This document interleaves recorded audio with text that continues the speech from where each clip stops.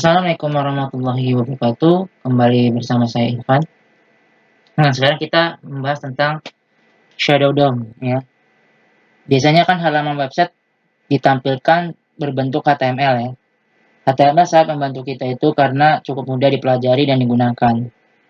HTML juga mudah dipahami kita namun tidak untuk mesin ya. Sehingga terciptalah DOM ya, Dokumen Object Model, sebagai penghubung antara HTML dengan bahasa pemrograman. Nah, di dalam DOM, seluruh struktur HTML dapat digambarkan dalam bentuk objek yang dapat dimanipulasi melalui bahasa pemrograman, salah satunya JavaScript nih.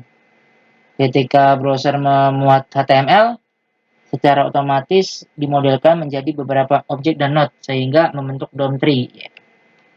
Berikut contoh DOM tree. Nah ya, ini namanya DOM tree ya teman-teman ya, DOM tree. Di sini kalau misalnya kita bikinkan HTML ya kan, terus ada head.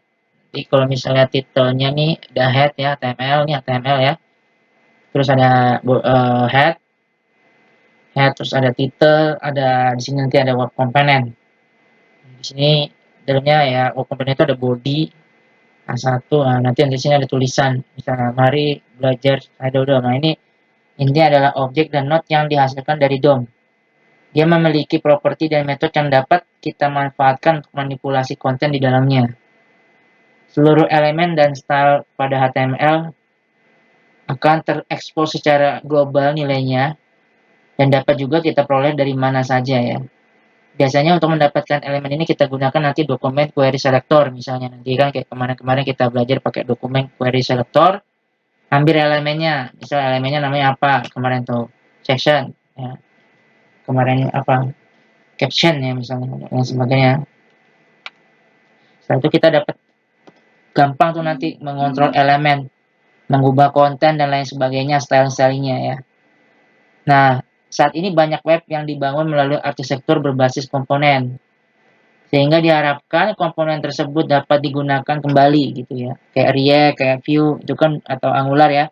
Itu mulai dengan ya paradigma komponen ini ya, menggunakan paradigma komponen ini. Namun bukankah kita tidak baik jika komponen tersebut dapat diganggu oleh diubah atau di luar ya. Misalnya komponen itu diubah gitu dari pihak luar. Makanya komponen bisa dapat bertahan dari gangguan luar. Makanya sebaiknya kita harus jaga gitu ya.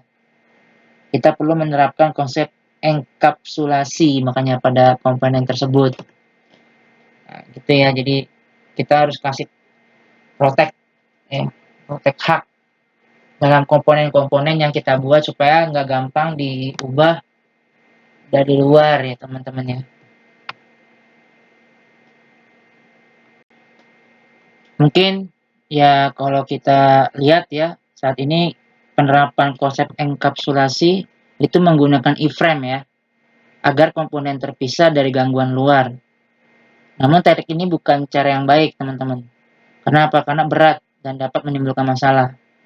Maka ini kita harus pakai yang namanya Shadow DOM. Gunanya memprotek, mengenkapsulasi komponen-komponen kita. Shadow DOM dapat mengisolasi sebagian struktur DOM di dalam komponen sehingga tidak dapat disentuh dari luar komponen atau node-nya gitu ya.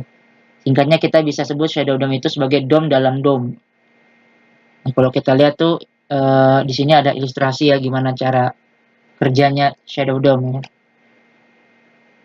Shadow DOM ini itu merupakan DOM tree lain.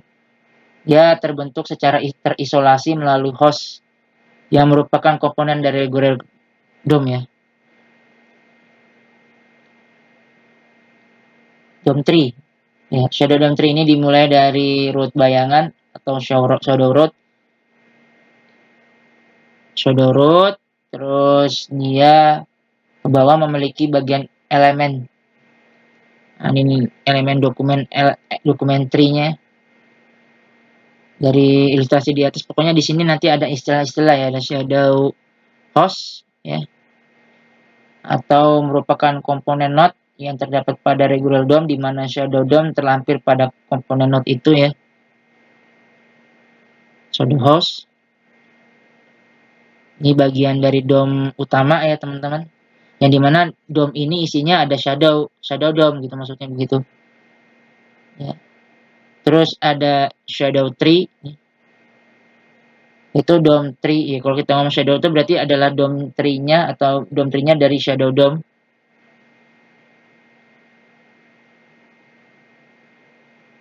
Ada shadow boundary, batas antara shadow DOM dan regular DOM.